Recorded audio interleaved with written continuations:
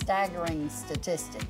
Did you know that 1 in 10 deaths in working-age adults in the United States is caused by drinking too much? And that's just one sobering fact on how alcohol can play havoc in people's lives. And earlier this week, actor Robert Downey Jr. spoke out about how addiction hit close to his home once again.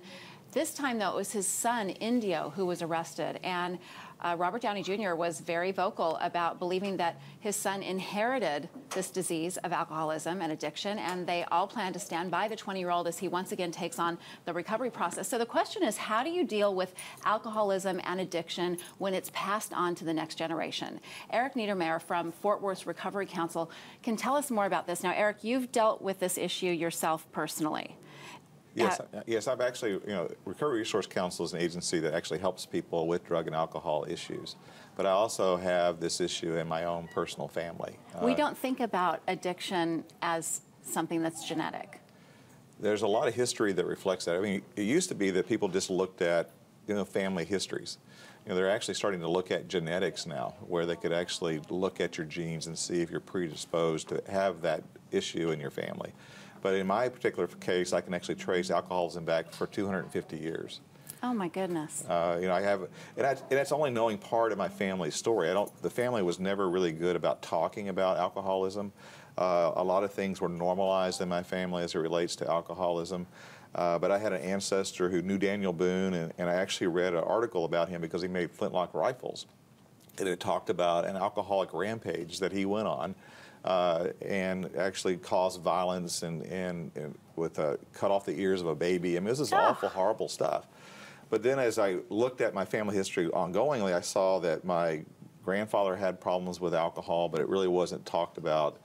My father had alcohol issues, and it really wasn't talked about. So it was all normalized. I mean, if you grow up in a household where alcohol is commonly consumed, you think, well, everybody does that, and with my father, I never saw any issues of problems. I mean, he did not have problems with jobs. He was really a very good person in the community, helped other kids who were juvenile delinquents and was very successful with that. He never went out drinking and driving. He always stayed home. It was always happening in the home. So coming home from work, he starts drinking. That was just, and then he'd fall asleep in a chair, and then that was it. So, I mean, it was this normalized behavior. I was going to say, it seems normal and it seems innocent enough, but it is something to be concerned about, and so that's part of what you're counseling people on. Yes, I mean... So we, let's just say, well, we know that alcoholism runs in your family, and probably runs in everybody's family if you drink enough, doesn't it? I mean, really. Well, there's people who physically are just predisposed to have it. There's some signs. I mean, I've heard some people talk about, if you're an individual who can, as a young person, can just drink a lot more than all your other friends and not seem to have problems with it, then it's probably you're very high risk to continue that path, and one day you're going to have significant issues. I've heard people tell stories about the very first time they ever had alcohol and how it made them feel fantastic. It was the best feeling they ever had. We had a speaker one year, Kelly McGillis, who came. Her family has huge alcohol issues. She's the only person in her family who's in recovery. Everybody else in her family has died from alcoholism. Oh my gosh. But she came close to death. She lost her hair, her teeth were falling out.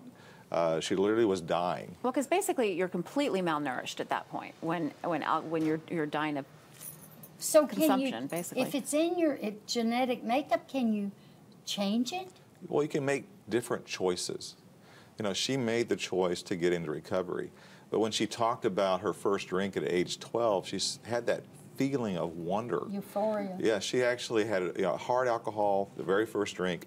Loved how, could still years later tell you exactly how it felt, burning sensation, everything else, and then just total wonder. And like romanticized. And then she drank the whole bottle. I mean, was violently ill. But what can people do? Tell us what people can do. Well, who want to know more. Well, they can call our agency if they see concerns in the family. Sometimes you just need to have somebody outside objectively assess how much drinking is occurring. And you do free screenings, Yes, right? we do free screenings. That's the best part. That is the best part. If you'd like more details on getting a free and confidential alcohol screening, we'll have Recovery Resource Council's link at thebroadcasttv.com. And it's such an important subject, especially on this 4th of July. Yes. Just look around and see not only what others are doing, but what you're doing as well. We'll be back with more here on the broadcast.